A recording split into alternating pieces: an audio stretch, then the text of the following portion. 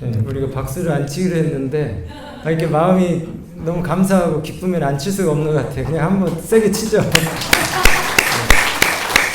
하나님께 영광 돌리는 박수입니다. 네, 감사합니다. 우리 학생들이 와가지고 분위기가 너무 환해졌고, 지금 여기 앞에 자리 좀 비었지만은 한 40명 정도 우리 어린이 학생들 지금 밑에서 성경학교를 진행하고 있습니다. 그래서 오늘은 이 자리가 마치 지금 차 있는 것처럼 그렇게 느껴지네요.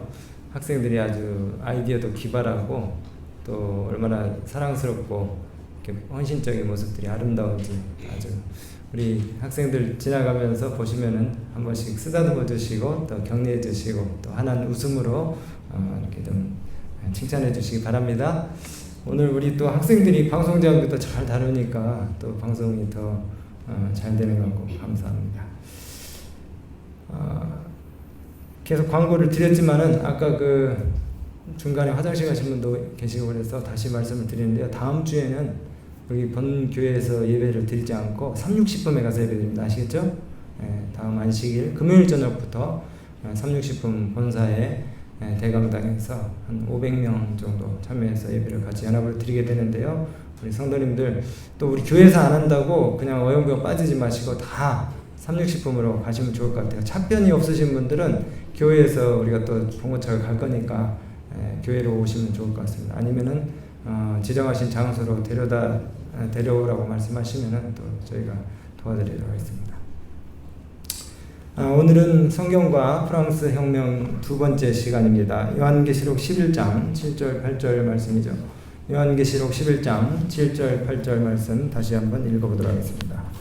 사실 여기 요한계시록 11장에 있는 말씀들을 1절부터 그 배경을 쭉 설명을 하면서 말씀을 드려야지만은 짧은 시간에 이 예언의 말씀들을 다 펼칠 수가 없기 때문에 중간에 이 한 부분만 말씀을 드리는 것을 좀 아쉽게 생각을 하고요.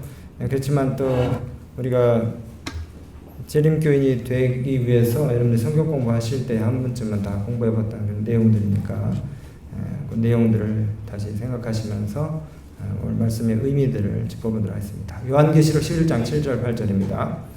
그들이 그 증언을 마칠 때에 무저갱으로부터 올라오는 짐승이 그들과 더불어 전쟁을 일으켜 그들을 이기고 그들을 죽일 터인즉 그들의 시체가 큰 성길에 있으리니 그 성은 영적으로 하면 소돔이라고도 하고 애굽이라고도 하니 곧 그들의 주께서 십자가에 못 박히신 곳이라. 아까 우리 학생들이 연극할 때에 이 애굽 왕이 뭐라고 얘기했습니까? 하나님을 나는 모른다고 그렇게 얘기했잖아요. 이집트는 애굽은 무신론 제국의 대명사입니다. 근데 그 이집트를 그대로 모방한 나라가 프랑스예요. 프랑스. 영적 소돔이라고도 하고 또 애굽이라고도 하는 이 프랑스가 어떻게 그 역사 가운데서 성경을 말살하고 하나님 백성들을 갖다가 또 핍박했는지에 대한 내용들을 오늘 예언의 말씀을 통해서 살펴보겠습니다. 이 마틴 루터가 1517년에 위텐베르크 성당에다가 95개 조항 반박문을 붙이고 천주교 로마 카톨릭을 대항해서 종교 개혁을 일으켰어요. 1517년. 그리고 몇십 년이 지나지 않아서 유럽 여러 나라 중에서 종교 개혁을 반대해서 가장 많은 그리스도인들을 핍박하고 죽인 나라가 있었는데, 이거는 모든 역사학자들이 다 인정하고 동의하는 바인데요. 어떤 나라일까요? 프랑스예요. 프랑스. 1572년. 그러니까 종교개혁 마틴 루터의 종교개혁은 1517년이고요. 한 60년 조금 안 되죠. 1572년에 8월 24일 날 성 바돌로미우 대축일에 로마 카톨릭 교회의 그 추종자들이 위그노, 즉 프랑스의 개신교도들이죠. 이 위그노 교도들을 3만 명을 학살한 사건이 있었습니다. 하루에.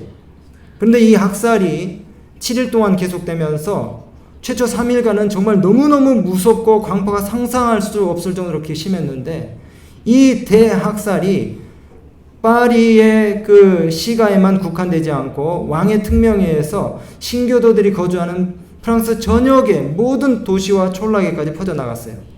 살인 명령을 받은 병사들이 너무나 잔혹하게 이 신교도들, 개신교도를 죽였기 때문에 그 명령을 내린 샤를르 9세마저도 다음날 명령을 자기가 내려놓고 그 다음날 너무 무서운 일이 벌어지니까 그 명령을 중지시킬 정도로 참사가 벌어졌어요. 연령과 성별을 구분하지 않고 천진난만한 어린아이들, 그리고 노인, 백발 가리지 않고 귀족, 농부, 노인, 청년, 그 다음에 어린이, 어머니, 아이, 모든 사람들이 한날 함께 살육을 당했어요. 프랑스 전국에서 2달 동안 국가의 꽃이라고 할 수 있는 사람들이, 개신교인들, 위그너 교도들이 무려 7만 명이 죽었습니다.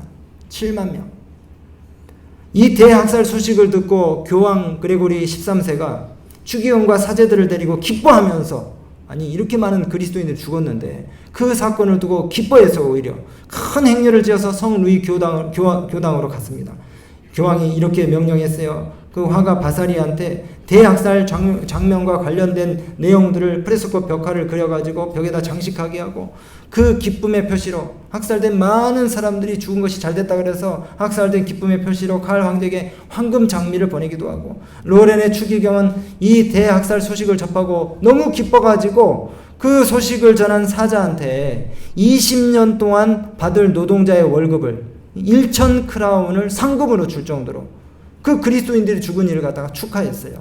성 안젤로에서는 축포를 쏘아 올리고 모든 교회 첨탑에서 기쁨의 종소리가 울리고, 그 다음에 축복을 하는 그 불이 꺼지지를 않았어요.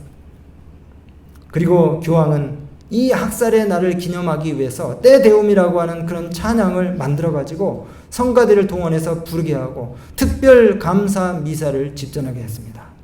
그리고 여기 보시는 것처럼 이 날을 기념하기 위해서, 그리스도인들이 많이 잘 죽었다는 이 일을 기념하기 위해서 저렇게 기념 주화까지 만들어서 유통을 했어요.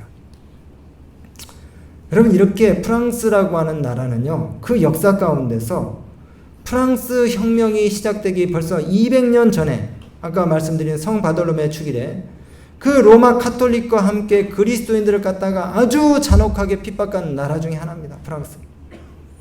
성 바돌로메 대학살을 하도록 충동한 바로 그 정신이 이제 이 성 바돌로메 대축일에 일어난 대학살 후 200년 후에 프랑스 혁명을 통해서 또다시 잔인하게 나타났어요.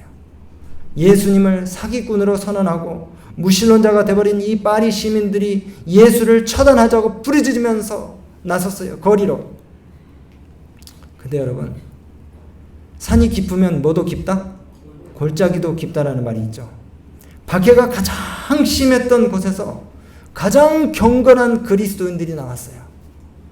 저기 저 빨간색으로 표시된 저곳은 알프스 산맥이 닿는 부분들입니다. 알프스 산맥.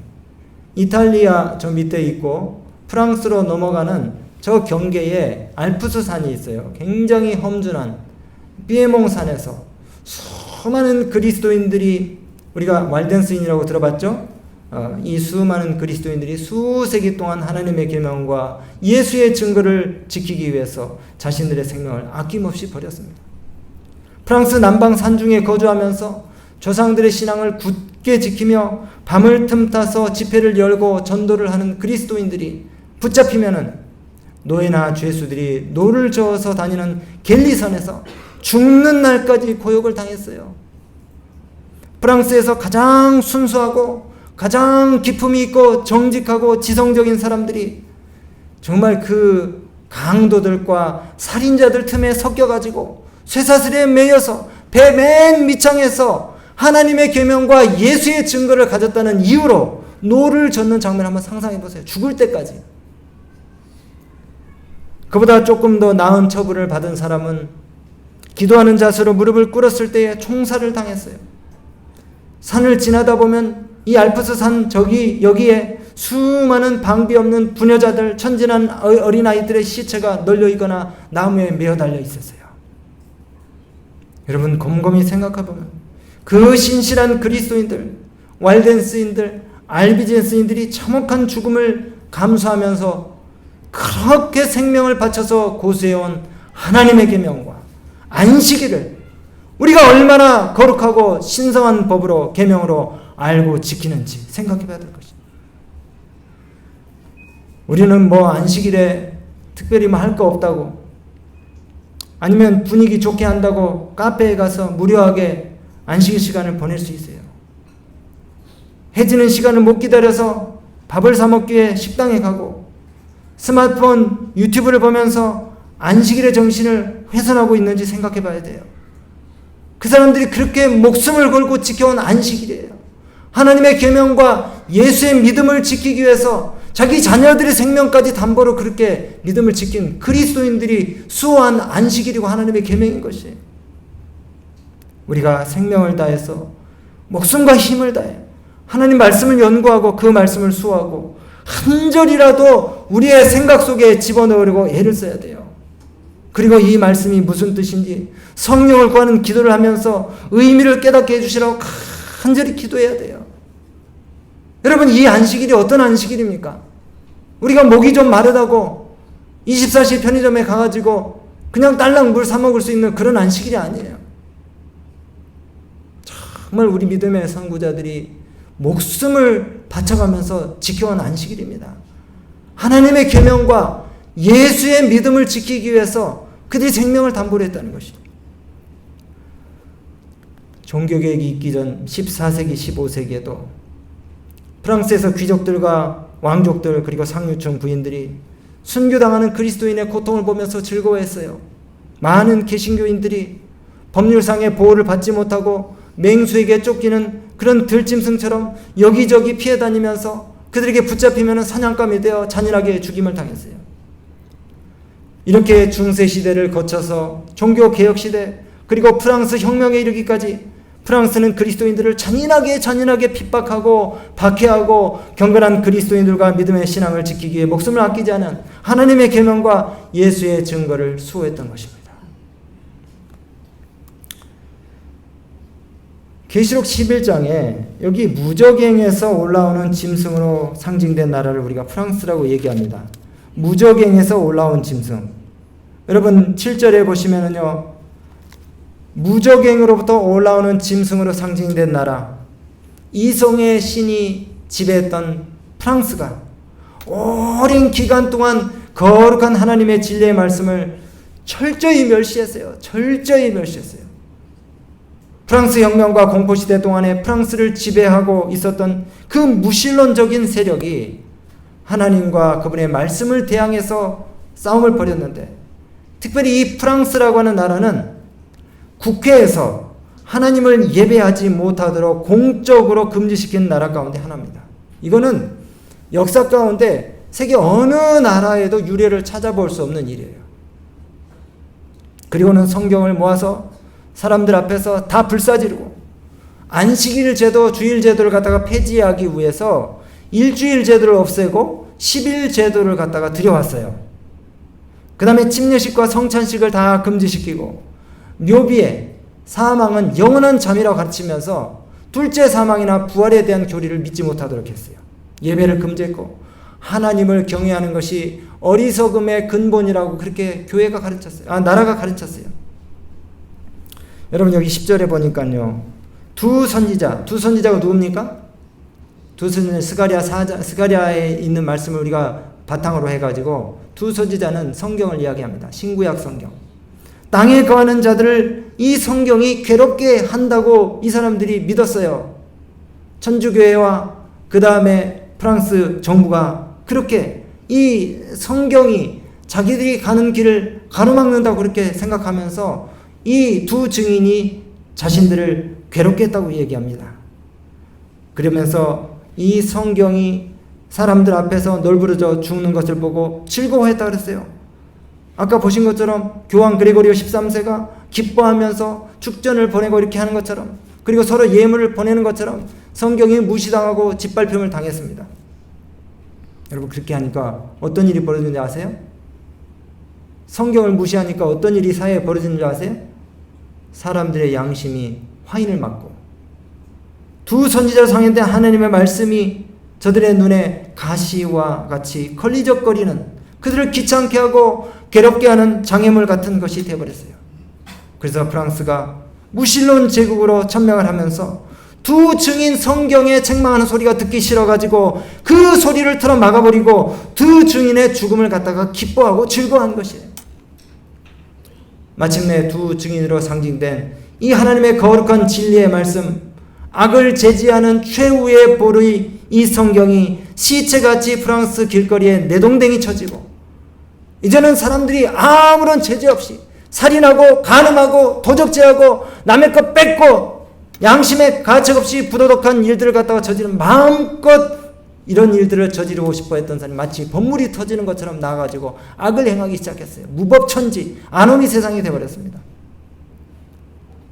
우주의 사령관이시오 온 천하의 주권자이고 유지자이신 하나님을 사람들이 공공연하게 모독하기 시작했습니다. 그리고 고대의 죄인들처럼 하나님이 어찌하랴? 지극히 높으신 자에게 지식이 있으랴? 하나님이 도대체 뭘 어떻게 한다는 말이냐? 심지어 프랑스의 가톨릭 한 사제는 정말 믿을 수 없는 정도로 하나님을 모독하는 언사를 가지고 이렇게 얘기를 합니다. 하나님이여, 만일 당신이 진짜 참으로 존재한다면 당신의 이 훼손된 이름을 위해서 복수를 한번 해보시오. 나는 당신께 도전합니다. 신부가, 사제가, 가톨릭 사제가 그렇게 얘기했어요. 당신은 침묵을 지키고 있구려. 당신은 감히 경놓지 못하는구려. 이제 후로 누가 당신의 존재를 믿겠나이까. 이렇게 정말 신성모독적이고 외람된 정말 당돌한 그 같은 증언을 천주교 사제가 하는 것이에요. 마치 고대 무신론 제국의 대명사 이집트의 바로가 한 말과 똑같아요. 여호와가 누구간데 내가 그 말을 들으리요. 여호와는 나의 알바가 아니니라. 시편에 보니까 그런 말씀이 있어요. 어리석은 자는 그 마음의 길을 누가 없다 하도다? 하나님이 없다 하도다. 하나님이 없다 하도다. 이렇게 이제 이 프랑스는 지존무상하시며 영원히 거하시는 살아계신 하나님을 거절하고 그 자리에 다른 한 신을 갖다가 등장시켰어요. 이게 역사입니다. 역사. 다른 한 신을 등장시켰는데 바로 이성의 여신이라고 하는 그 신을 사람들로 하여금 섬기게 만들었어요. 그러면서 우상숭배, 종죽으로 전락하며 걷잡을 수 없는 도덕적 타락의 상태로 들어갑니다. 이 일을 국민을 대표하는 행정, 입법, 사법기관에서 결정을 했어요. 한 역사가는 이 광란의 시대에 행해진 이런 정말 이상하고 생뚱맞은 의식들이 유래를 찾아볼 수 없을 정도로 불경하고 신성 모독적인 의식이라고 그렇게 얘기했습니다. 정말 해괴망측한 일이 벌어집니다. 음악대를 앞세우고 도시의 관리들이 열린 문을 통해서 장주한 행렬을 지어 자유의 노래를 부르면서 가요. 자유의 노래 좋긴 하죠. 그런데 그들이 바야흐로 경배하려고 하는 이 대상이 누구냐? 한때 오페라단의 무이였던 문란한 오페라 여가수를 화려한 마차에 태워놓고 그들이 섬겨야 될 신이라고 그렇게 추앙을 하면서 행렬을 이루어서 가는 거예요. 그래서 이 어리석은 프랑스 사람들이 하나님을 완전히 무시하고 성경을 불태워버리고 짓밟은 다음에 이 정말 천박하고 정말 문란한 한 여성을 자기네들의 신으로 높이고 모든 국민을 하여금 섬기게 하는 것입니다. 높은 제단 위에 이 여인이 섬김을 받게 하는 것이에요. 그러면서 소리 지르기를 이성만세, reason, 이성만세 소리를 지른 것입니다. 그리고 프랑스 의회에서 이 여자를 그들이 숭배하기에 가장 적합한 신이라고 이야기를 하는 것이에요. 정말 너무나 불경건하고 너무나 어리석은 의식들이 정말 이 지성적인 나라라고 사람들이 추앙하는 그 프랑스에서 일어나는 것입니다. 이게 여러분 똑똑하고 지성적인 사람들이라서 다 정말 믿을 만한 사람들이 아니라는 걸. 인간이 얼마나 어리석습니까? 얼마나 어리석습니까? 정말 하나님을 저버리니까 이렇게 정말 개 돼지만 또 못하게 정말 어리석은 지경에까지 빠져들게 되는 것이에요. 이 이성만세라고 소리를 지르는 많은 사람들 중에 이 여신 숭배를 소개한 한 변사가 우리 국민 모두가 자유와 이성의 신에게 숭배해야 된다고 그렇게 소리를 지르면서 이 이성의 여신으로 추대된 이 여인의 손을 잡고 이렇게 외칩니다. 사람들이여, 그대들의 공포심이 만들어낸 무력한 하나님의 분노 앞에서 더 이상 떨지 말라. 이제 하나님 두려워하지 말라. 그러므로 이제부터는 이성 이외에는 아무것도 우리의 신으로 인정하지 말자. 나는 여러분에게 이성의 가장 숭고하고 순결한 상을 여기서 보여준다. 만일 여러분이 반드시 우상을 가져야 한다면 이와 같은 우상에게만 제사를 드려라. 자, 이성의 여신의 제막식을 자유의 의회 앞에서 거행한다 하는 어리석은 발언을 한 것입니다. 하나님 대신에 누굴 높였다고요? 정말 천박하고 보잘것없는 오페라단의 무희 그 여가수를 갖다가 앉혀놓고 우리의 신이라고 외치는 것이에요. 그러면서 다시 말씀드려 성경을 다 불태워버리고 이성의 신 만세를 외치면서 사람들이 막 뛰어다닙니다. 어떤 사람은 작대기 끝에 반쯤 타다 남은 그 천주교 미사서와 신구약 성경을 꿰매고 다니면서 사람들에게 이 우리에게 몹쓸 짓을 한 저 책을 보라 하면서 그렇게 사람들이 돌아다녔다는 것이에요. 여러분, 프랑스를 급속하게 멸망으로 밀어넣은 이러한 부패와 모든 재난의 원인이 본래는 로마 카톨릭의 정책 때문이었지만 그것 때문에 피해를 당한 것은 개신교인들이었어요. 그리고 성경이었습니다. 그리고 하나님이었어요. 16세기 초에 종교개혁이 있을 때부터 로마 이 카톨릭은 종교개혁을 국가의 안녕과 질서를 파괴하는 일이라고 그렇게 왕들을 충동질해서 너무너무 비참하고 잔인한 그런 견딜 수 없는 압제와 박해를 그리스도인들에게 가하게 만들었습니다. 그래서 이 프랑스 정부가 천주교의 이 행태에 대해서 너무너무 반감을 가진 나머지 누구까지 이제 핍박을 하는 것이에요? 하나님 잘 믿는 그리스도인들까지 핍박을 하고 그 다음에 엉뚱한 신, 이성의 신을 갖다가 만들어 놓고 인본주의 늪에 빠지게 된 것입니다.